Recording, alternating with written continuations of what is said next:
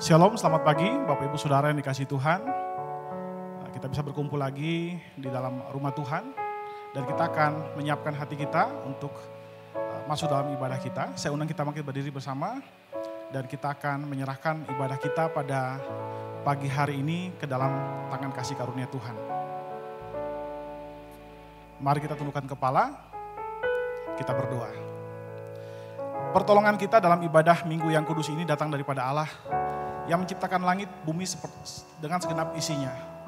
Ia setia terhadap ciptaannya dan tidak pernah meninggalkan perbuatan tangannya dari selama-lamanya sampai selama-lamanya. Ya Tuhan Allah, kami bersyukur buat kasih dan setiamu kepada kami. Terima kasih jika dalam seminggu ini Engkau telah menyertai kehidupan kami. Ada begitu banyak hal yang terjadi dalam hidup kami selama seminggu ini Tuhan.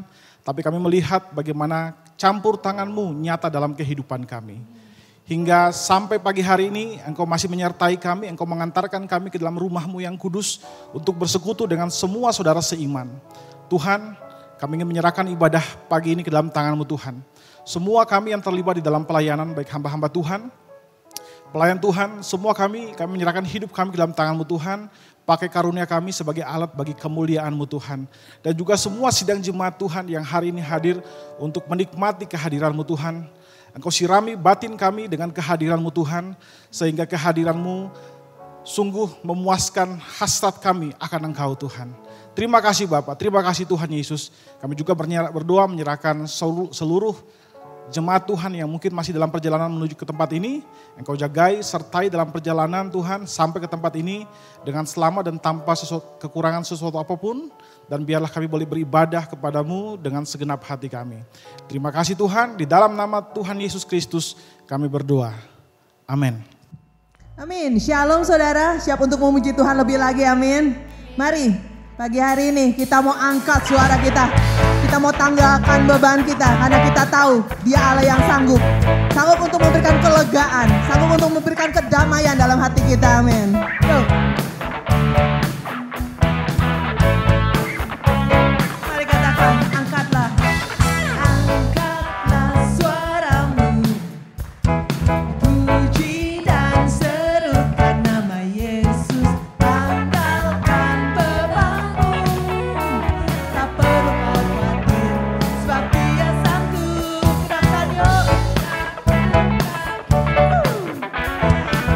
Menari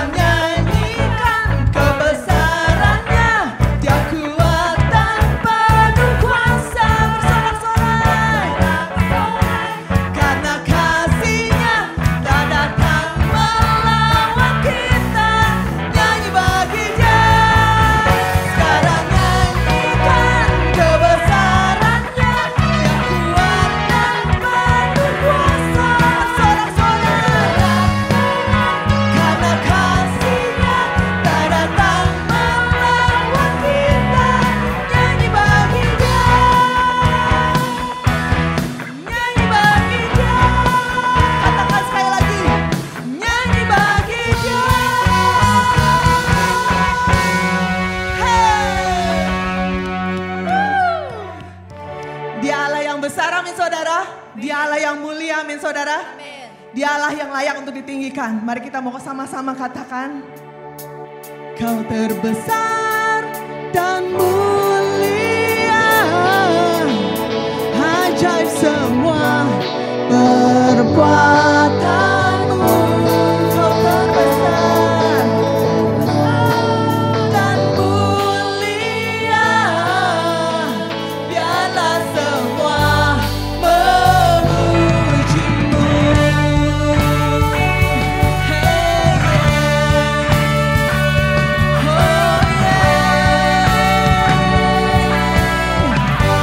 Kau Allahku Tuhan.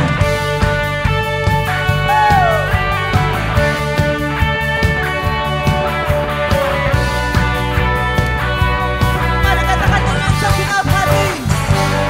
Segenap hati aku memuji, segenap jiwaku bernyanyi, karena Roh-Mu ada dalamku. Tuhan, ku angkat tangan, ku memuji, ku angkat suara dan bernyanyi, karena Roh-Mu ada dalamku. Tuhan, mari menari yuk, mari menari memuji, ungkapkan sukacita di hati. Kau terbesar dan mulia, ajaib semua perbuatanmu. Kau terbesar dan mulia, biarlah semua memujimu.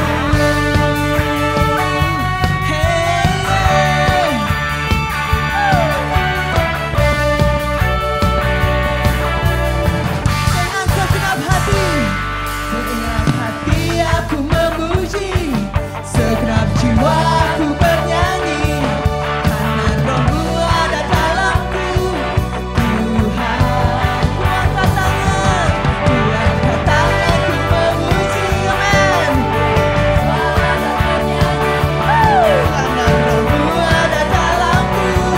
Tuhan, mari menari memuji, ungkapkan sukacita di hati. Kau terbesar dan mulia,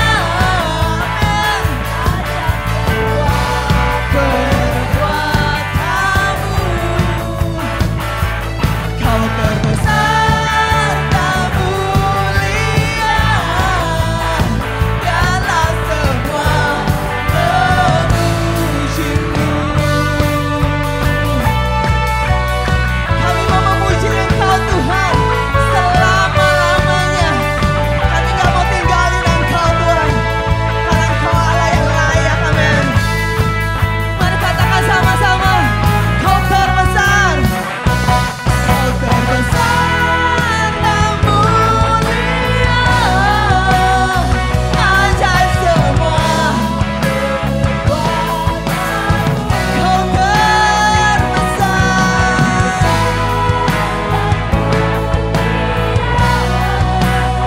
biarlah semua memujimu. Kau terbesar, amin. Ajaib semua perbuatanmu. Kau terbesar dan mulia, biarlah semua memujimu. Biarlah semua memujimu. Biarlah semua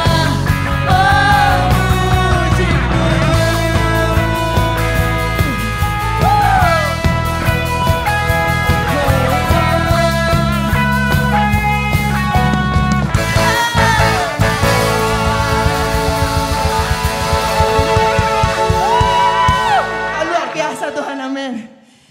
Banyak hal yang sudah Tuhan perbuat dalam hidup kita, amin saudara. Dan waktu kita lihat ke belakang, kita bisa lihat bahwa rancangan Tuhan itu baik adanya dan indah adanya. Amin saudara. Mari pagi hari ini kita mau naikkan rasa syukur kita. Apapun kondisi kita, kita mau lihat Tuhan. Kita mau naikkan ucapan syukur karena kita tahu Dia gak pernah tinggalkan kita. Amin. Amin.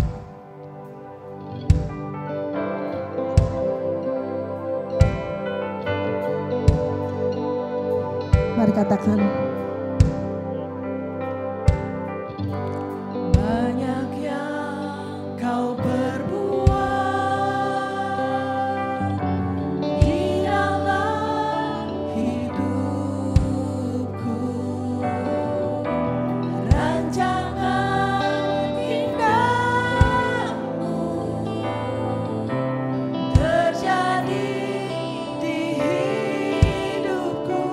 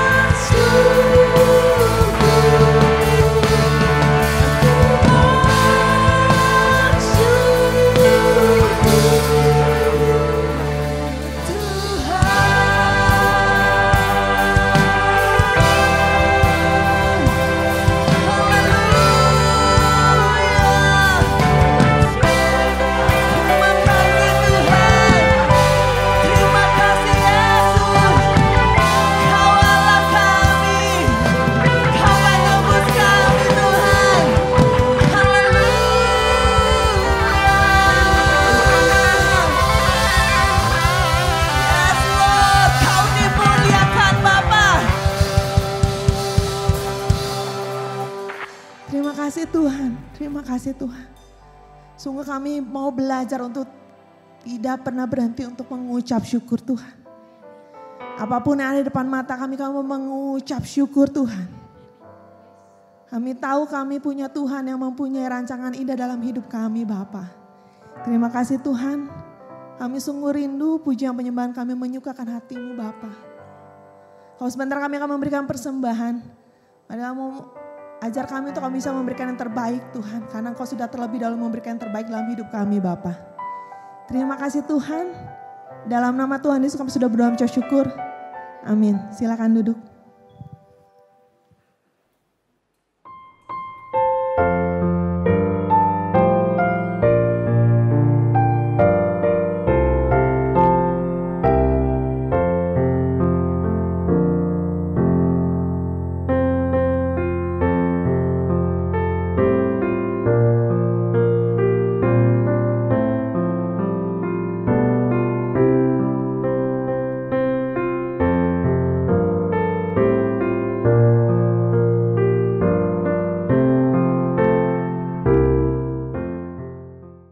Baik, shalom.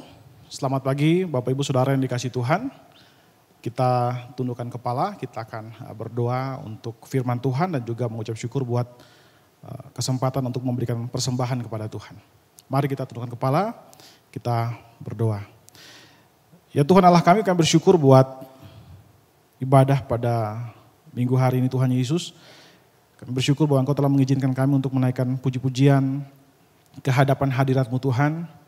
Dan kami bersyukur bahwa kami boleh merasakan kehadiran-Mu pada ibadah pada pagi hari ini Tuhan. Kami juga bersyukur buat kesempatan yang indah di mana Engkau mengizinkan kami untuk memberikan persembahan ke hadapan hadirat-Mu Tuhan. Persembahan yang merupakan ekspresi dari penghormatan kami dan kasih kami kepada kebaikan dan kemurahan-Mu yang terlalu limpah dalam kehidupan kami Tuhan Yesus. Kami juga berdoa buat persembahan ini Tuhan dan semua hamba-hamba Tuhan yang telah Engkau percayakan untuk mengelola persembahan ini. Biarlah Engkau berikan kepada kami hikmat supaya kami boleh mengelola persembahan ini menjadi alat kemuliaan bagi nama-Mu saja Tuhan. Dan kami juga Tuhan siap untuk mendengarkan firman-Mu Tuhan. Mari Bapa, kami membuka hati kami selebar-lebarnya supaya benih firman-Mu itu bisa ditabur dalam hati kami. Ajar kami untuk mengerti kebenaran-Mu, ajar kami untuk mengerti kehendak-Mu melalui firman yang disampaikan. Sehingga ketika firman ini disampaikan, kami boleh melakukannya dalam kehidupan kami sehari-hari dan kehidupan kami dari hari ke hari semakin dipulihkan, semakin mengalami pengudusan di dalam Engkau Tuhan. Terima kasih Bapa, di dalam nama Tuhan Yesus kami berdoa dan bersyukur dan siap menyambut firman-Mu. Haleluya. Amin. Amin. Bapak Ibu Saudara yang dikasihi Tuhan. Saya mengajak kita untuk membuka Alkitab kita di dalam Kejadian pasal 11. Kejadian pasal 11 ayat 10 sampai ayatnya yang ke-26. Kejadian pasal 11 ayat 10 sampai ayat yang ke-26. Nah Bapak Ibu Saudara yang dikasihi Tuhan, di dalam bulan ini kita akan bicara tentang tema khotbah kita akan mengeksposisi bagian-bagian firman Tuhan. Jadi memang di dalam setahun biasanya ada satu bulan yang kita gunakan untuk mengeksposisi firman Tuhan, baik perjanjian lama maupun perjanjian baru. Dan bulan ini dalam kalender khotbah kita ini adalah bulan di mana kita mengeksposisi perjanjian lama. Dan Kejadian 11 ini merupakan ayat berikutnya dari tahun lalu. Ya, di tahun lalu kita sudah sampai di Kejadian 11 ayat 1 sampai 9 dan sekarang kita masuk ke Kejadian 10 ayat 26. Nah, tujuan dari eksposisi Alkitab adalah untuk menyisir semua bagian-bagian firman Tuhan sehingga semua jemaat kita bisa mendapatkan pesan dari seluruh teks Alkitab yang disampaikan atau yang dituliskan kepada kita. Nah, tentu saja karena waktu terbatas kita tidak mungkin membahas per ayat karena biasa eksposisi itu membahas dari ayat per ayat karena ayatnya juga cukup panjang. Dan karena itu kita akan membaca secara keseluruhan dan kemudian kita akan mencoba melihat ada makna di balik teks itu. Nah saudara, ayat yang menjadi renungan kita atau dasar firman Tuhan kita pada pagi hari ini terambil dari Kejadian 11 ayat 10 sampai 26. Ayat ini cukup panjang dan kita akan membaca bagian firman Tuhan ini secara bergantian. Saya undang kita bangkit berdiri bersama dan kita akan membaca bagian firman Tuhan ini secara bergantian. Saya akan memulai dengan ayat 10 dan saya minta Bapak Ibu Saudara membaca ayat 11, begitu seterusnya sampai ayatnya yang ke-26. Saya memulainya, inilah keturunan Sem ketika Sem berumur 100 tahun. 2 tahun setelah air bah, ia mempunyai Arpasad.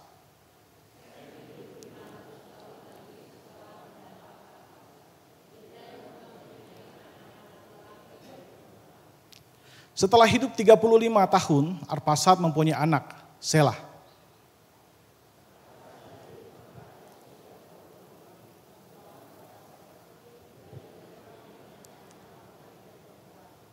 Setelah hidup 30 tahun, Selah mempunyai anak, Eber.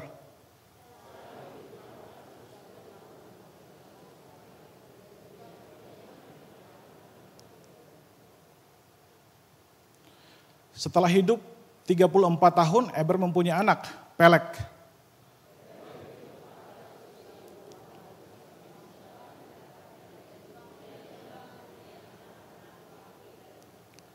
Setelah hidup 30 tahun, Pelek mempunyai anak, Rehu.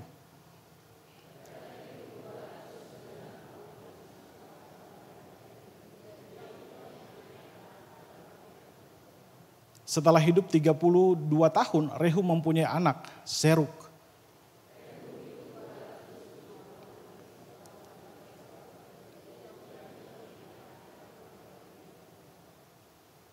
Setelah hidup 30 tahun, Seruk mempunyai anak, Nahor.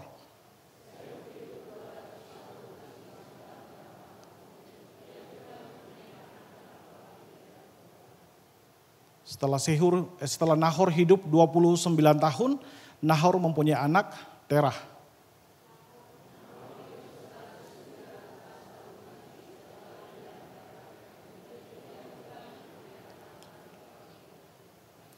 Setelah hidup 70 tahun, Terah mempunyai anak, Abraham, Nahor, dan Haran. Silakan duduk, Bapak Ibu Saudara yang dikasihi Tuhan. Dan Bapak Ibu Saudara yang dikasihi Tuhan, di dalam firman Tuhan pagi hari ini saya berjudul Behind the Names. Ketika kita bicara tentang ayat Alkitab, mungkin salah satu ayat yang saya kira tahun lalu juga Pak Denal ketika membahas ini, dia juga menyinggung hal ini. Salah satu bagian firman Tuhan yang cukup membingungkan adalah silsilah. Ya. Ketika bicara tentang silsilah, biasanya orang mulai agak skip lah. Cuma baca lalu kemudian di skip saja begitu ya, jadi tidak terlalu membahas terlalu dalam. Saya ingat pada saat saya di sekolah teologi, seminari 4 tahun di seminari, kami diwajibkan membaca Alkitab setiap tahun, setiap hari. Dan biasanya kepala asrama itu kemudian mengecek satu persatu ya, apa yang kita baca, kemudian refleksi kita. Nah biasa bagian-bagigian firman Tuhan itu biasa kita, karena setiap pagi kita ada 2 pagi, biasa 2 pagi bersama dan kemudian ada 2 pagi per kelompok. Dan ketika biasanya membaca bacaan jatuh kepada silsilah, biasanya tidak banyak yang kemudian mencoba menarik makna begitu ya, pokoknya dia punya anak aja lah begitu ya, diberkati Tuhan dan sebagainya. Tapi tentu saja kita percaya bahwa tidak ada satu bagian firman Tuhan pun yang ditulis tanpa makna. Ya, kita percaya misalnya dalam Matius 5 ayat 18 Tuhan Yesus berkata bahwa tidak ada satu iota pun akan dihapuskan sebelum genaplah firman Tuhan. Artinya setiap firman Tuhan, bahkan huruf yang terkecil sekalipun itu punya makna besar bagi kehidupan kita, orang percaya. Apalagi daftar panjang silsilah, tentu ada begitu banyak makna. Rasul Paulus juga berkata dalam 2 Timotius 3:16 bahwa segala tulisan yang diilhamkan Allah itu bermanfaat untuk mengajar. Artinya bagian firman Tuhan, seluruh bagian firman Tuhan itu punya makna bagi kita. Dan hari ini kita akan mencoba melihat apa makna yang Tuhan ajarkan melalui daftar silsilah keturunan Sem ini. Ada 3 hal yang bisa kita lihat tentang bagian ini. Ya. Yang pertama yaitu dosa selalu membawa penderitaan. Nah saudara yang dikasihi Tuhan, di dalam bagian firman Tuhan ini, kalau saudara membaca, nanti saudara mungkin bisa melihatnya lagi. Ada satu hal yang menarik di situ adalah usia manusia dari umur ke umur itu mulai menjadi pendek. Ya. Jadi Sem itu kalau nggak salah 400 tahun, 500 tahun. Dan kemudian anaknya terus semakin hari, semakin anaknya semakin di bawah, itu semakin usianya menjadi sangat pendek. Nah, ada begitu banyak teori tentang kenapa usia manusia itu menjadi sangat pendek setelah dicatat di dalam tentang keturunan Sem itu, khususnya setelah peristiwa air bah itu. Nah, ada satu teori yang dipopulerkan oleh namanya Karl Brunk. Dia adalah sebenarnya seorang teolog ya. Dan kemudian teori ini kemudian juga beberapa saintis juga meyakini itu. Salah satunya misalnya Pak Stanley Heath yang Profesor Stanley Heath, dia adalah salah satu dosen pernah mengajar di ITB dan dulu dia menjadi dosen saya dan dia adalah pendiri dari Tyrannus. Nah, di dalam salah satu mata kuliah tentang kosmologi, dia menjelaskan tentang teori ini ya. Dia menjelaskan bahwa mengapa usia manusia itu begitu merosot ya, setelah air bah. Karena sebelum air bah, dijelaskan bahwa ada semacam cangkang air yang menutupi bumi, yang disebut dengan istilah kristali kenopi. Dan setelah air bah, itu dikatakan di situ bahwa tingkap-tingkap air kemudian dibukakan sehingga air turun dan memenuhi bumi, lalu kemudian lapisan air selaput air yang menutupi bumi itu tidak lagi tebal seperti yang sebelumnya. Dan akhirnya radiasi kosmik bisa masuk menghantam tubuh manusia, lalu mengakibatkan tubuh manusia itu mengalami penyusutan. Nah, tentu dari teori ini ada begitu banyak kontroversi dalam pengertian bahwa mungkin ada yang kemudian tidak setuju, ada yang setuju dan sebagainya. Nah, saya hari ini tidak berusaha untuk memverifikasi ya, membenarkan teori mana yang cocok dengan Alkitab dan sebagainya. Tapi yang saya ingin garis bawahi di sini adalah bahwa penyusutan usia manusia itu terjadi setelah air bah. Jadi dunia ini tidak lagi menjadi sesuatu yang sangat nyaman untuk dihuni oleh manusia. Dunia ini kemudian menjadi rusak akibat daripada dosa manusia. Dan karena itu boleh kita katakan bahwa salah satu hal yang bisa kita pelajari dari bagian ini, khususnya tentang usia yang menurun, adalah karena dosa itu selalu membawa penderitaan. Nah, saudara yang dikasihi Tuhan, ketika kita bicara tentang hidup di tengah-tengah dunia yang berdosa, maka seringkali mau nggak mau kita pun terkena dampak daripada dosa. Ya. Kadang-kadang bukan karena kesalahan kita pun mendapat akibat daripada dosa. Sama dengan orang-orang yang hidup pada zaman itu. Ada Abraham, ada orang-orang beriman pada saat itu mereka hidup. Mereka bukan orang berdosa, tapi mereka kena dampak daripada perbuatan manusia lain atau dosa manusia lain. Ya, kalau kita lihat di situ, di dalam Alkitab juga kita bisa melihat misalnya kisah Daniel, Sadrak, Mesak, dan Abednego. Mereka bukan orang yang memberontak kepada Allah, mereka orang yang setia kepada Allah. Tapi mereka adalah orang-orang yang juga dibuang ke Babel sebagai akibat dari penghukuman Allah kepada bangsa Israel. Jadi kalau saudara lihat di dalam bagian firman Tuhan ini kita belajar bahwa seringkali dosa itu memberikan dampak bukan hanya bagi kita yang melakukan dosa itu, tetapi bagi orang-orang sekitar kita. Keturunan daripada orang-orang yang dihancurkan di dalam peristiwa air bah. Ya, keturunan Nuh, mungkin Nuh dan keturunannya mereka tidak berdosa dalam pengertian memberontak ya. Tentu saja mereka mewarisi dosa dari Adam. Mereka tidak memberontak kepada Allah, mereka taat kepada Allah, ikut dalam bahtera Nuh. Tapi kemudian air bah itu menghancurkan semua. Meskipun mereka diselamatkan dari air bah, tapi dunia itu sudah rusak dan tidak lagi nyaman untuk dihuni oleh manusia. Sehingga kita bisa melihat bahwa dosa itu seringkali menghancurkan. Ya, dosa seringkali datang dengan membawa penderitaan. Setiap kali kita berdosa ingatlah bahwa ada konsekuensi yang selalu menyusul setelah itu. Ya. Tentu ini bukan hanya bicara tentang penghukuman Allah, ya, bisa juga tentang didikan Allah dan sebagainya. Nah, lalu apa arti dewasa secara rohani? Kalau boleh saya simpulkan bahwa kedewasaan secara rohani atau kedewasaan iman itu bukan terlihat dari seberapa sering kita terbebas dari penderitaan. Ada begitu banyak orang ketika mereka mereka tidak berdosa, tapi kemudian mereka mengalami sakit. Ya, mungkin rumah kita nggak pernah buang sampah sembarangan, tapi kemudian banjir datang. Nah, penderitaan itu kadang-kadang tidak bisa kita hindari. Ya. Kadang-kadang penderitaan itu menjadi bagian dari kita ketika kita tinggal dalam dunia yang setelah berdosa ini. Nah, jadi kedewasaan iman tidak terukur atau tidak dilihat dari seberapa seringnya kita terbebas dari penderitaan.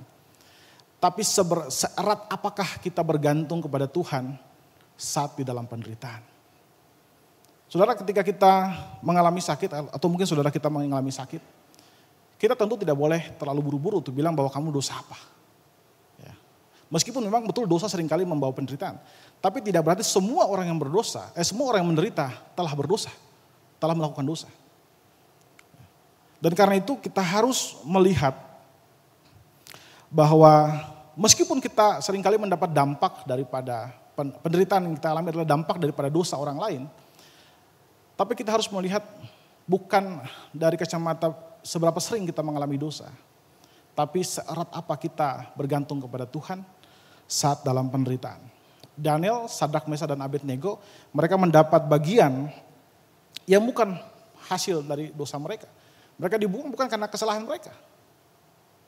Tapi kalau kita lihat di situ mereka tetap bergantung kepada Tuhan. Ya. Penderitaan yang mereka alami meskipun bukan kesalahan mereka tetap jalani.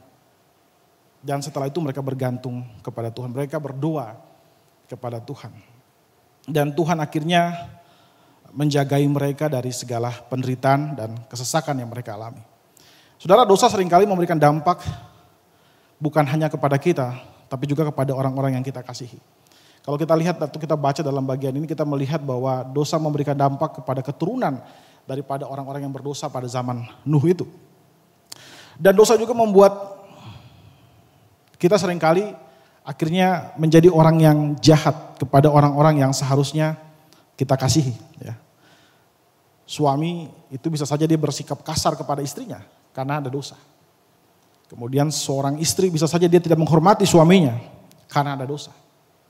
Anak-anak bisa saja memberontak kepada orang tuanya karena ada dosa. Atasan dia bisa saja menindas bawahannya karena ada dosa. Bawahan bisa saja dia memberontak kepada atasannya karena ada dosa. Jadi saudara, dosa itu seringkali bukan hanya menghancurkan kita yang berdosa. Tapi dosa juga seringkali membawa penderitaan bagi orang-orang yang justru kita kasihi. Jadi ingatlah bahwa dosa selalu memberikan konsekuensi yang serius bagi kita dan bagi orang-orang yang kita kasihi. Itu hal yang pertama yang bisa kita lihat dari bagian firman Tuhan ini. Hal kedua yang bisa kita lihat atau kita pelajari dari bagian firman Tuhan ini adalah Allah bekerja melalui keluarga. Nah saudara, di dalam bagian firman Tuhan ini adalah satu hal yang menarik di sini adalah kisah ini semacam ada transisi narasi ya, ada kisah yang kemudian beralih. Di ayat sebelumnya dijelaskan tentang Menara Babel ya. Bagaimana dunia itu sudah rusak, semua orang berdosa begitu. Dan kemudian Tuhan menghancurkan mereka, Tuhan membuat mereka terpecah. Ya. Di ayat 8 dikatakan demikian, mereka diserahkan Tuhan dari sana ke seluruh bumi dan mereka berhenti mendirikan kota itu.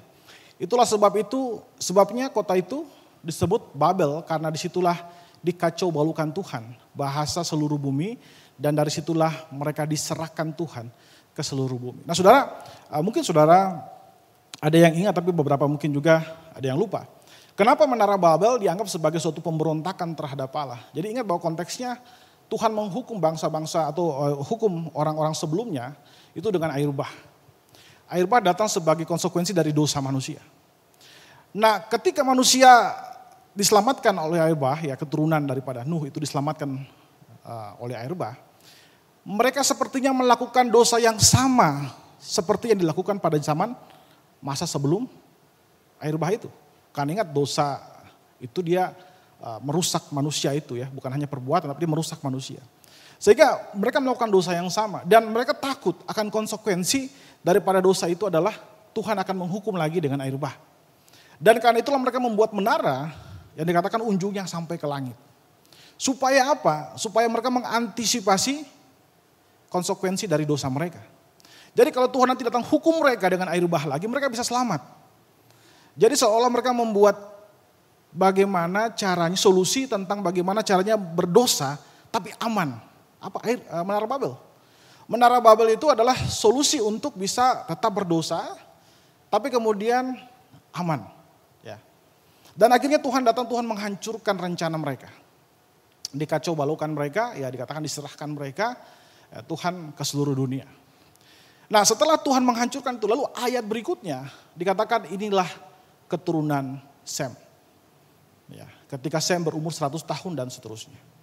Jadi cerita ini ingin menggambarkan bahwa di dalam situasi yang chaos, di dalam situasi yang sangat rusak, Tuhan kemudian membangkitkan satu keluarga. Ya. Dan kita tahu bahwa keluarga ini nantinya akan melahirkan Abraham, dan Abraham nantinya akan melahirkan Mesias yang nanti akan menyelamatkan seluruh manusia dari dosa. Nah jadi kalau kita membaca bagian ini, kita melihat ada semacam pola yang berulang di situ. Ya, kalau kita membaca bagian ini, keturunan Sem, lalu kemudian dikatakan setiap orang menjadi ayah pada usia tertentu, lalu kemudian mereka hidup beberapa ratus tahun, lalu setelah itu mereka punya anak laki-laki dan perempuan. Itu pola itu terus berulang terus. Nah, apa yang bisa kita lihat dari bagian ini? Dari sini kita bisa melihat bahwa Tuhan seperti ingin, ya, di tengah situasi yang buruk, Tuhan ingin menunjukkan bahwa Dia bekerja melalui keluarga. Dan saudara ingat bahwa kitab Kejadian ini dibaca oleh orang Yahudi. Ya. Ketika orang Yahudi membaca bagian firman Tuhan ini dan mereka akan keluar dari tanah Mesir, bagian firman Tuhan ini bukan hanya bicara tentang silsilah mereka. Bagian firman Tuhan ini bicara tentang tanggung jawab mereka sebagai sebuah keluarga. Bahwa sebagai suatu keluarga mereka harus mewarisi iman itu turun-temurun. Ya. Jadi kalau kita lihat bagian ini ya, bagian silsilah ini, kita bisa melihat bahwa ketika orang Israel membaca bagian ini, mereka bisa menangkap bahwa pentingnya untuk mengajarkan firman Tuhan itu turun-temurun. Dan nanti kalau kita lihat di dalam kitab Musa, cara mengajarkan iman turun-temurun itu kemudian dibakukan ya di dalam hukum Taurat. Ya, ada istilah namanya kinuk. Kinuk itu adalah istilah untuk pendidikan anak ya. Jadi pada saat dia dari bayi, ya, kemudian harus disunat, kemudian sampai nanti dia masuk masa remaja, ada namanya bet mitzvah, ada bar mitzvah, dan seterusnya. Nah itu adalah bagian dari bagaimana mereka harus mengajarkan iman kepada anak-anak mereka. Nah saudara, mengajarkan iman kepada anak-anak merupakan sesuatu hal yang penting. Ya. Hari ini mungkin banyak orang kemudian menyerahkan pembinaan iman itu ke guru sekolah minggu, ke sekolah, ya, atau mungkin ya pokoknya kalau di rumah ya paling ngobrol-ngobrol aja firman Tuhan dan sebagainya. Tapi sebenarnya lebih daripada itu, saudara. Mengajarkan firman Tuhan bukan hanya itu, tapi melibatkan kesalehan pribadi kita. Kehidupan kita yang saleh, kehidupan kita yang taat kepada Allah. Itu merupakan suatu pengajaran yang sangat konkret untuk bisa dilihat oleh anak-anak kita. Nah saudara, tahun 2023 ada satu penelitian yang cukup menarik. Dari yang kemudian dipublish di jurnal Sociological Forum. Nah ini adalah suatu jurnal tentang sosiologis. Sebenarnya ini penelitian dari tahun 2018. Kemudian baru dipublish tahun 2023. Nah judul penelitian itu adalah Individual Level Determinant of Religion Intergenerational Transmission Evidence from Catholic Europe. Nah intinya adalah penelitian ini mencoba untuk mengukur seberapa signifikannya hubungan antara pola asuh dan pertumbuhan atau mungkin sikap keagamaan seorang anak. Kenapa? Karena Eropa mengalami penyusutan luar biasa kekristenan. Dan mereka kemudian bertanya, sebenarnya bagaimana sih cara untuk kita mentransmisikan iman kita, mengajarkan iman kita kepada anak-anak kita. Nah penelitian ini adalah gabungan dari 3 negara, penelitian dari 3 negara, Belgia, Irlandia, dan Portugal. Dan kemudian mereka meneliti ada 12 sampelnya adalah Katolik ya, Kristen Katolik di 12 negara Eropa. Nah menarik hasil penelitiannya seperti ini dan saya kira penting juga untuk kita melihat bagian ini. Hasil penelitian ini dibilang begini, cara orang tua mempraktekkan dan mengajarkan ajaran agama mempengaruhi seberapa agamis anaknya saat dewasa.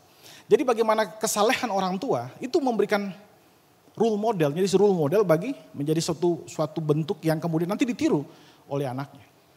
Jadi kalau orang tua hanya mengajarkan saja, tidak meneladani kehidupan iman, anaknya juga kebanyakan tidak cukup menjadi orang yang rajin beribadah atau saleh lah istilahnya seperti itu. Nah kemudian yang kedua, seorang anak yang rajin beribadah, ya dari beribadah di gereja maupun di rumah, karena Katolik itu juga ada dua-dua seperti dua-dua pribadi, dua keluarga. Sejak kecil maka akan cenderung rajin beribadah pada saat ia dewasa. Jadi saudara, yang ketika kita mulai beribadah dan kita mengajarkan anak kita untuk terlibat di dalam ibadah, maka pada saat yang sama kita sedang mentransmisikan, ya, mengajarkan iman kita kepada anak kita. Dan mereka cenderung akan menjadi orang, ketika mereka dewasa nanti mereka cenderung akan beribadah. Lalu kemudian kesalehan seorang ayah memiliki dampak lebih besar daripada kesalahan ibu terhadap anak. Ini menarik ya, karena di masyarakat Katolik kebanyakan, saya kira sama seperti kita juga, adalah masyarakat yang patrilineal, yang melihat garis keturunan dari pihak ayah, dan ayah adalah semacam pimpinan dalam keluarga. Sehingga pengaruh daripada kesalehan ayah itu dampaknya lebih besar kepada anak ketimbang kesalehan dari ibu. Ini menarik ya. Jadi ini penting juga untuk kita lihat, khususnya yang pria-pria. Dan kemudian bagian terakhir dia bilang pengaruh kebiasaan bergereja waktu kecil lebih kuat di negara besar bekas komunis daripada negara di Eropa Barat. Nah kalau ada negara Eropa itu kan ada sebagian yang ya, di Eropa Timur jajahan komunis itu, ya, Soviet. Mereka biasanya beribadah itu dengan diam-diam. Dan kalau mereka diam-diam sampai ketahuan itu bisa dihukum. Nah biasanya anak-anak mereka itu jauh lebih saleh ketika mereka besar. Karena mereka melihat bagaimana orang tuanya itu survive untuk mempertahankan iman mereka. Nah ini berbeda dengan negara-negara di Eropa Barat yang ya kalau kamu mau beribadah silakan, kalau tidak pun tidak apa-apa. Nah cenderung anak-anak itu tidak beribadah. Jadi ini ya fakta dari penelitian. Ya. Jadi saya kira kita bisa melihat ini sebagai sebuah bentuk evaluasi kepada diri kita. Seberapa baiknya kita telah menjadi orang tua, ya. Kemudian kita mentransmisikan iman kita kepada anak kita. Dan intinya dari semuanya adalah kesalehan orang tua itu berpengaruh kepada kesalehan seorang anak. Nah saudara, kalau saya boleh merefleksikan pengalaman hidup saya dengan orang tua saya. Ibu saya, dia bukan seorang pendeta, tapi opa saya adalah seorang pendeta. Dan ibu saya adalah diakon, ya, diaken. Dan dia sering kali melayani di penjara, di rumah sakit, dan saya sering ikut dengan dia. Dan dari pengalaman saya ikut dengan dia itu, kemudian itu menciptakan semacam kehidupan itu harus seperti ini. Kehidupan itu harus untuk Tuhan. Ya. Kehidupan itu harus ya, menjadi alat Tuhan dan sebagainya. Dan itu menjadi bukan hanya pelayanan dia, tapi jejak-jejak kehidupan imannya. Ayah saya meninggalkan kami dari masih sangat kecil. Dan ibu saya tidak menikah lagi. Sampai dia meninggal dia tidak menikah lagi. Dan dia setiap hari jam 7 malam dia selalu berdoa. Ya. Dan itu menjadi pengalaman yang bagi saya pribadi itu pengalaman yang indah bagi saya. Karena setiap kali saya ada masalah ya sebelum saya pelayanan di sini, saya dulu waktu praktek, kemudian ibu saya meninggal pada saat saya masih di bangku kuliah, ya. Dan saya melihat jejak-jejak iman itu begitu kuat ya ketika saya menghadapi masalah, ketika itu seperti saya teringat dengan ibu saya. Dan saya kira ketika lagu Nikita itu ya, di Doa Ibuku ya, namaku disebut. Terus saya mendengar lagu itu, betul-betul dia mengkalimatkan seperti apa yang betul-betul saya alami. Ya. Jadi saudara, pengalaman hidup orang beriman, itu bukan hanya pengalaman untuk dirinya sendiri. Tapi juga menjadi pengalaman bagi anak-anaknya. Ya. Kalau boleh saya kalimatkan seperti ini. Kesalehan orang tua adalah jejak sunyi yang memandu anak-anak di jalan iman. Bahkan saat mereka tersesat, jejak itu akan memandu mereka untuk kembali pulang. Nah, saudara yang hidup atau mungkin lahir dari keluarga yang beriman. Nah, saya kira banyak dari kita ada generasi keberapa dari orang tua kita yang dulunya percaya. Saya menyebut kesalehan mereka adalah kesalehan sebagai jejak-jejak sunyi. Ya.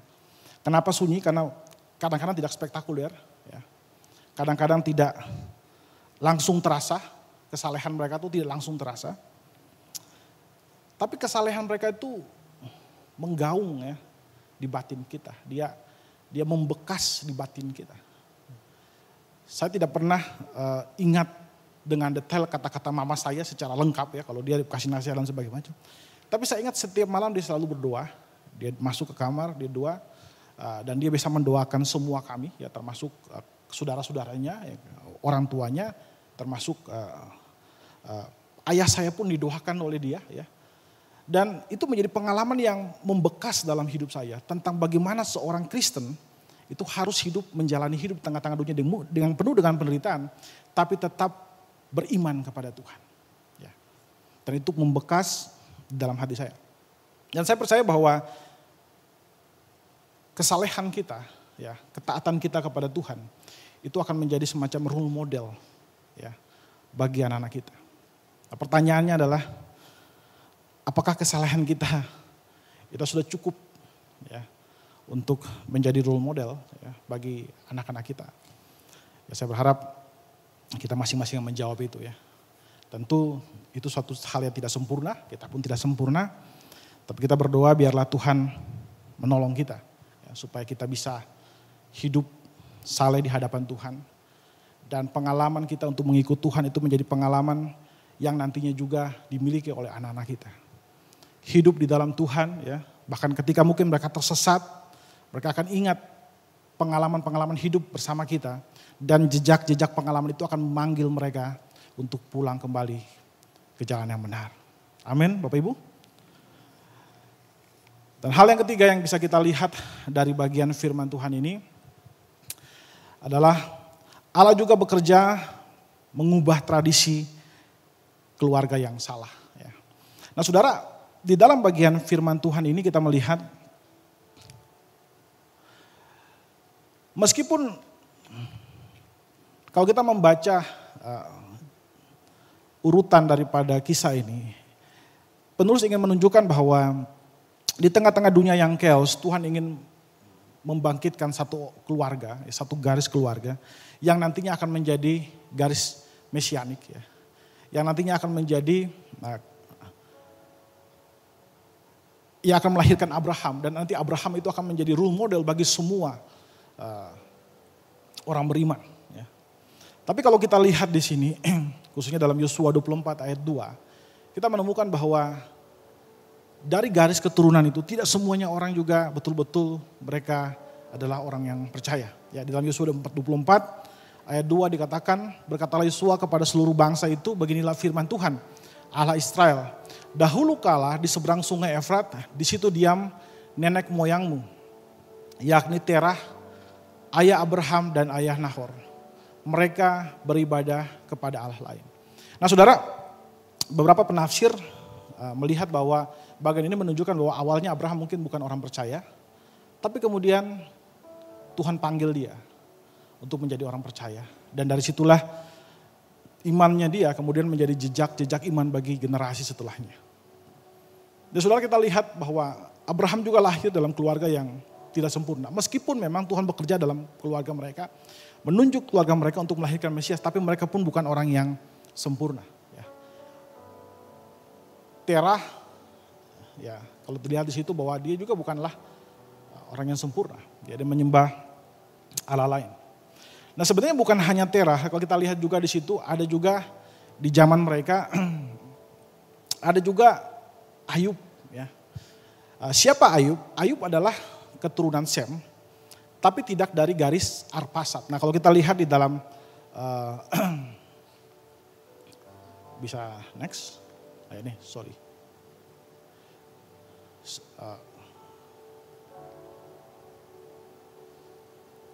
Ya, Dijelaskan di dalam bagian firman Tuhan ini Ayub ya. Ayub 1 ayat 1 dikatakan, ada seorang laki-laki di tanah Uz bernama Ayub. Orang itu saleh dan jujur, ia takut akan Allah dan menjauhi kejahatan. Nah saudara, di tengah-tengah dunia yang chaos, dari bangsa yang kemudian mencoba membangun menara Babel untuk memberontak kepada Allah, Tuhan lahirkan satu keturunan, namanya keturunan Sem. Tapi ada juga keturunan lain juga dari keturunan Sem itu yang tidak dari garis Arpasad itu. Dia juga adalah orang yang saleh. Ayub dia keturunan Sem tapi tidak satu garis keturunan dengan Abraham. Dikatakan di situ bahwa Ayub adalah seorang laki-laki dari tanah Uz. Nah Uz itu siapa? Nah kalau kita membaca dalam Kejadian 10 ayat 22 sampai 23 dikatakan bahwa keturunan Sem ialah ada 5 orang, Elam, Asyur, Arpasad, Lut, dan Aram. Nah Abraham itu lahir dari keturunan Arpasad. Sedangkan Ayub sepertinya dia lahir dari keturunan Aram. Karena dikatakan di sana keturunan Aram ialah Uz, Hul, Geter, dan Mas. Jadi di keturunan yang lain, di garis keturunan yang lain, kita melihat bahwa Tuhan juga membangkitkan orang-orang yang menentang praktek-praktek yang salah. Dan bukan cuman Ayub ya, kita lihat juga ada contoh misalnya teman-temannya dia ya, Elifas, Bildad, Zofar, Elihu ya. Mereka juga adalah orang-orang yang teman-teman daripada Ayub. Mereka adalah penyembah Allah juga. Mereka menyembah Allah dengan Yahweh. Dan kemudian kalau kita lihat ketegangan dalam kitab Ayub itu bukan karena mereka berbeda pendapat tentang Tuhan. Tapi mereka berbeda pendapat tentang cara kerja Tuhan. Apakah Tuhan bekerja melalui penderitaan atau penderitaan selalu harus dihubungkan dengan dosa. Ya. Jadi kalau kita lihat di dalam bagian firman Tuhan ini, seringkali kita melihat bahwa Tuhan juga bekerja di dalam keluarga yang mungkin tidak baik-baik saja. Tapi kemudian Tuhan bangkitkan orang-orang untuk mentransformasi keluarga itu. Ya. Dan kita lihat bahwa dari Abraham seluruh keturunannya nanti kemudian menyembah Tuhan.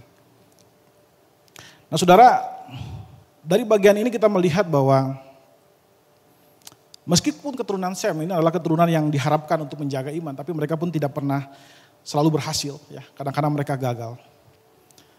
Dan kalau kita lihat ya, kegagalan Terah atau sebagai orang tua, itu juga tidak menggagalkan rencana Allah untuk Abraham.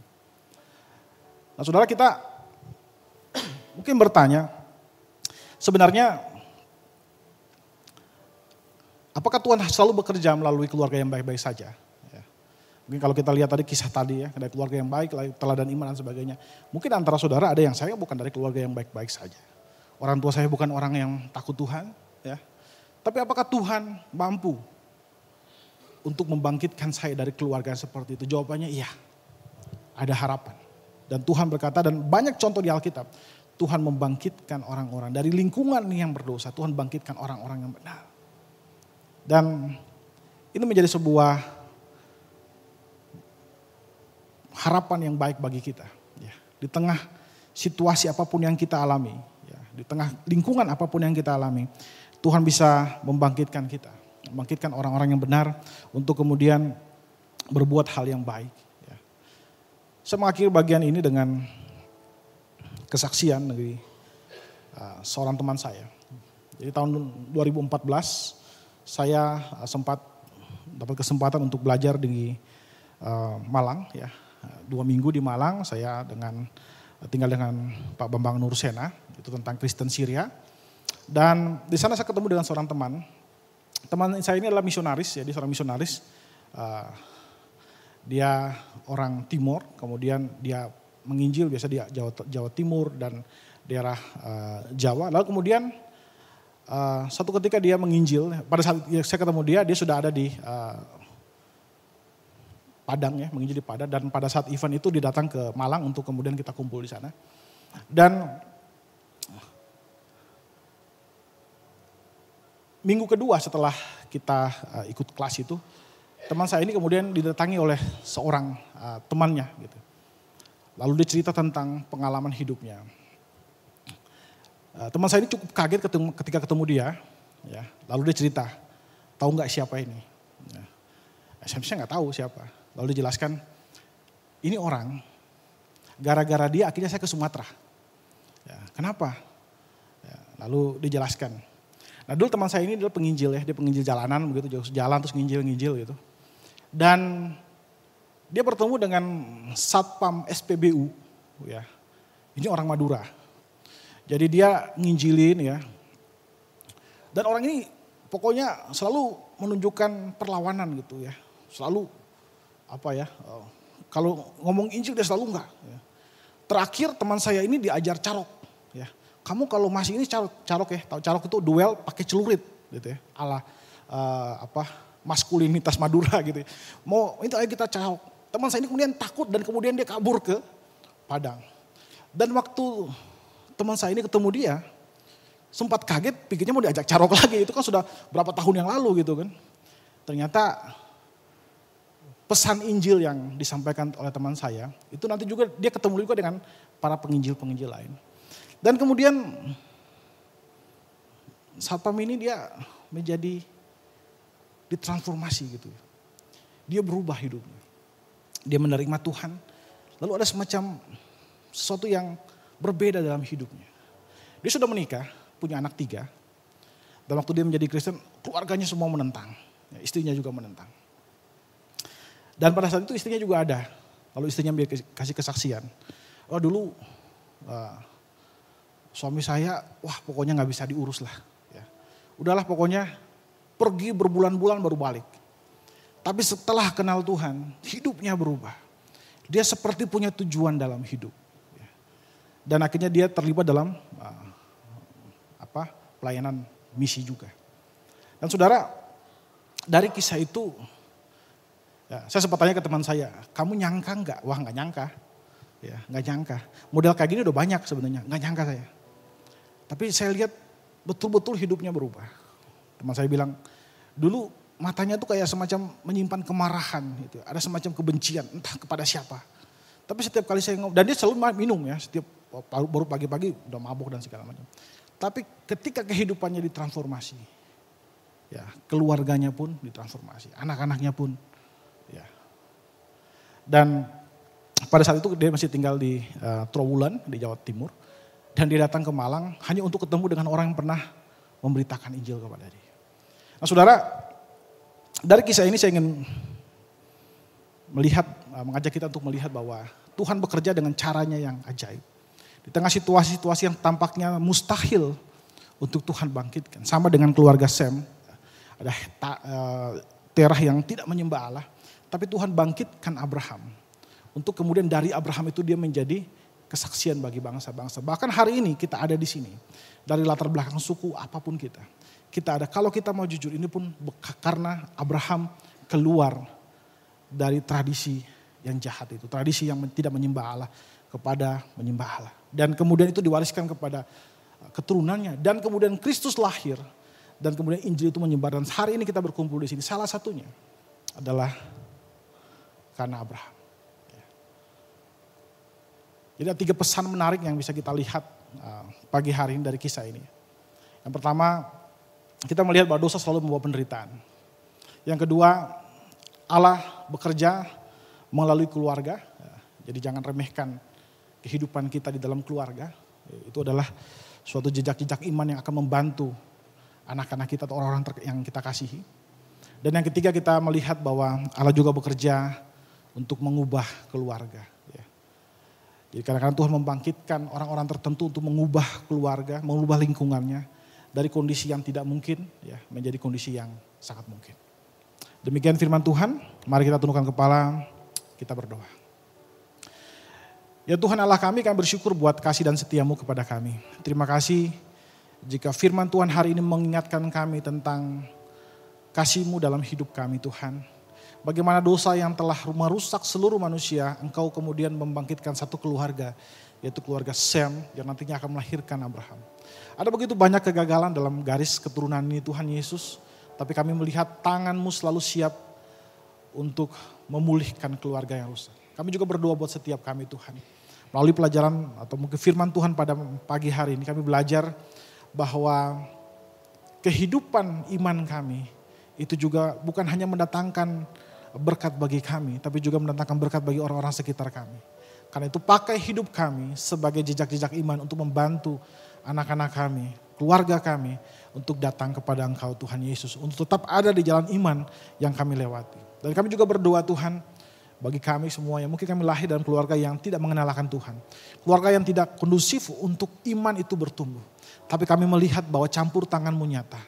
Engkau tetap hadir di situ, Engkau tetap menuntun umat-Mu, orang-orang yang mengasihi Engkau untuk keluar daripada kejahatan, kesesatan, kegelapan itu Tuhan.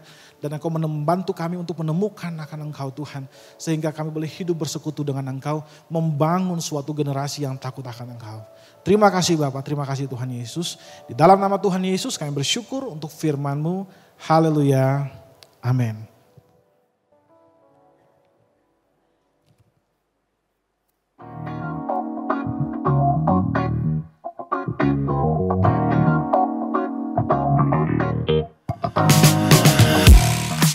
Shalom saudara, sebagai orang percaya, kita diajarkan untuk selalu bersyukur dalam segala keadaan. Namun, dalam kehidupan sehari-hari, kita sering berhadapan dengan berbagai keadaan yang membuat kita sulit untuk bersyukur. Dalam Pastor Corner bulan ini, kita akan berdiskusi tentang menjalani hidup dengan ucapan syukur, bersama dengan Pendeta Yanto Wijaya. Kamis, 8 Mei 2025, pukul 7 malam. Pertemuan ini diadakan via Zoom Meeting Gereja Rehoboth.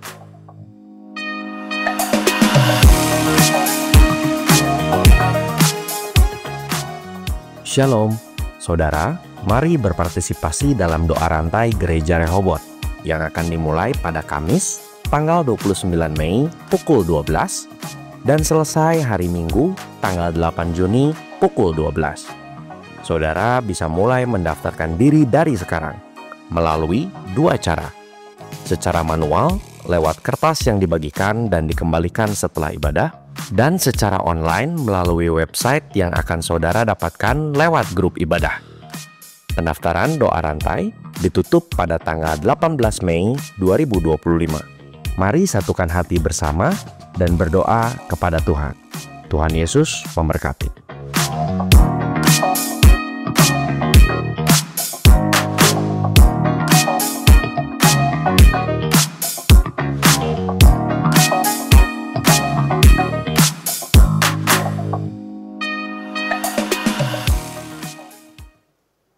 Ya, puji Tuhan saudara, kita sudah hampir menyelesaikan kebaktian umum 2.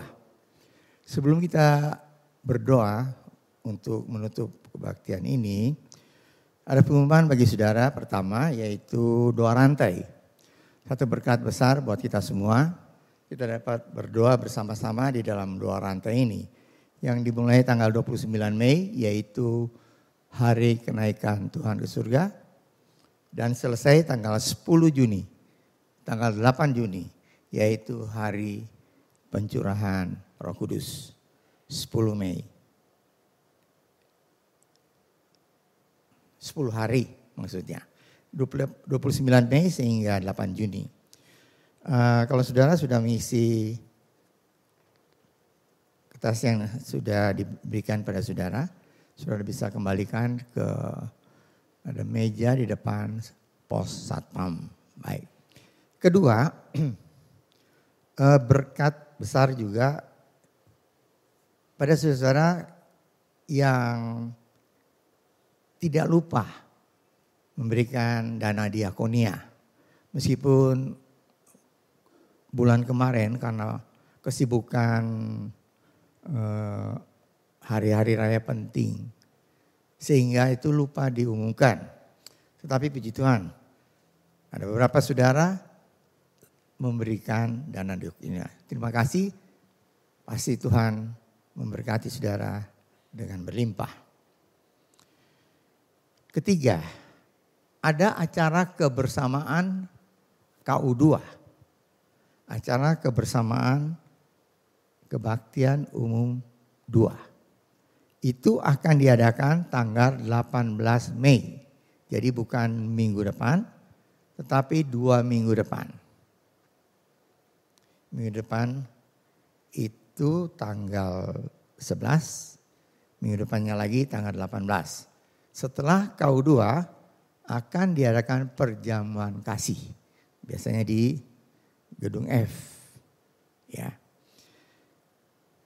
Dan apabila ada di antara jemaat yang mau berpartisipasi, bisa menghubungi Bapak Denny Sambas sebagai Ketua Komisi Kebaktian Umum 2. Jadi bukan minggu depan, tapi minggu depan lagi. Dan nanti pengumuman selanjutnya untuk acara ini akan disampaikan di dalam grup WA. Dan terakhir, minggu lalu sebelum ditutup kebaktian, pada saat pengumuman seperti ini, saya waktu itu bertanya satu pertanyaan. Seperti kita tahu bersama-sama bahwa setelah Yesus bangkit, dia bertemu dengan kira-kira 10 kali dengan murid-muridnya, pertama dengan Maria Magdalena di kuburan, sampai terakhir di waktu mau naik ke surga, 500 orang. Nah pertanyaan kan, pada pertemuan dengan siapa, ya meskipun itu tidak tertulis di Alkitab, paling lama, diperkirakan itu paling lama. Ya kalau ngomong di kuburan kan dengan Maria Magdalena mungkin nggak terlalu lama ya. Sekian menit atau ya 10 sampai setengah jam beres gitu. Nah ini mana yang paling lama? Pertemuan dengan siapa? Terus saya katakan selesai kebaktian tolong kasih jawaban pada waktu salaman. Ya memang kira-kira mah ada 200 jawaban. Ada yang dalam hati, ada yang mengumam sendiri, itu jawaban semua ya. Tapi yang jelas ngomong gitu ya ke saya, itu ada saudara, dan saya umumkan pemenangnya adalah Bapak Hindra. Ya kita beri tepuk tangan Bapak. Nanti Bapak Hindra dapat hadiahnya di depan Volvo. Ya puji Tuhan, berkat Tuhan lebih besar dari Volvo, puji Tuhan ya. Mari saudara kita akan tutup ibadah ini dengan doa. Saya undang untuk kita berdiri bersama-sama, kita masuk dalam doa. Mari kita berdoa. Bapa kami di surga, terima kasih Tuhan untuk berkat Tuhan bagi kami semua. Terima kasih Engkau sudah memimpin seluruh ibadah ini dari awal hingga selesai dengan berkat Tuhan. Kuasa Tuhan, Roh Allah sudah bekerja dengan kami semua. Kami sudah mendengar firman Tuhan. Ajar pada kami, bukan hanya kami mengerti, tapi kami melakukan itu dalam kehidupan kami sehari-hari. Sehingga melalui kami, melalui keluarga kami boleh menjadi berkat. Terutama bagi orang-orang seisi rumah kami. Keluarga kami boleh menjadi berkat dimanapun mereka berada. Terima kasih Bapak. Berkati saudara-saudara yang sudah memberikan persembahan dan mengembalikan perpuluhan yang Tuhan punya. Ajar pada kami selalu memberikan yang terbaik. Karena Tuhan sudah memberikan yang terbaik bagi kami. Yaitu keselamatan dan hidup yang kekal. Terima kasih Bapak. Kami akan masuk dalam minggu yang baru berjalan bersama dengan Tuhan. Saya percaya Tuhan menyertai hidup kami semua, memberkati kami semua. Baik kami, baik keluarga kami, baik usaha pekerjaan kami semua. Dan juga pendidikan dari anak-anak kami semua. Terima kasih Bapak. Percaya Tuhan, Engkau sudah mendengar doa kami dan ucapan syukur kami ini. Yang kami naikkan dalam nama Tuhan Yesus Kristus yang menjadi juru selamat kami yang hidup. Saudara yang kasih oleh Tuhan, angkatlah tangan saudara untuk menerima berkat Allah. Arahkan hati saudara kepada Tuhan dan hadirat-Nya. Maka berkat Allah memenuhi hidup saudara. Berkat Allah memenuhi keluarga saudara. Berkat Allah memenuhi pekerjaan saudara. Berkat Allah memenuhi pendidikan anak-anak semua saudara.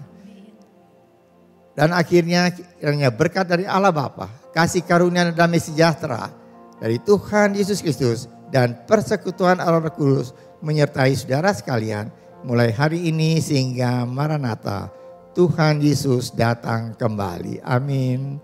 Bapa, terima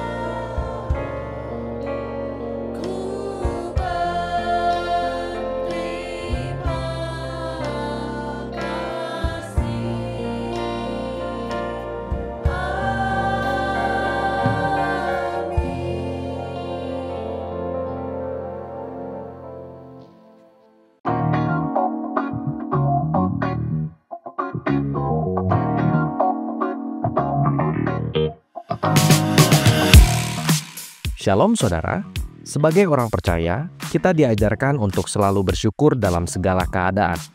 Namun, dalam kehidupan sehari-hari, kita sering berhadapan dengan berbagai keadaan yang membuat kita sulit untuk bersyukur. Dalam Pastor Corner bulan ini, kita akan berdiskusi tentang menjalani hidup dengan ucapan syukur, bersama dengan Pendeta Yanto Wijaya. Kamis, 8 Mei 2025, pukul 7 malam. Pertemuan ini diadakan via Zoom Meeting Gereja Rehoboth.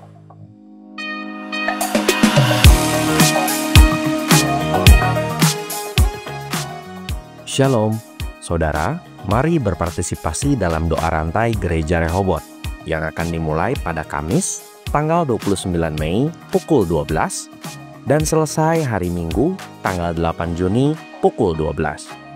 Saudara bisa mulai mendaftarkan diri dari sekarang melalui dua cara. Secara manual, lewat kertas yang dibagikan dan dikembalikan setelah ibadah, dan secara online melalui website yang akan saudara dapatkan lewat grup ibadah. Pendaftaran doa rantai ditutup pada tanggal 18 Mei 2025. Mari satukan hati bersama dan berdoa kepada Tuhan. Tuhan Yesus memberkati.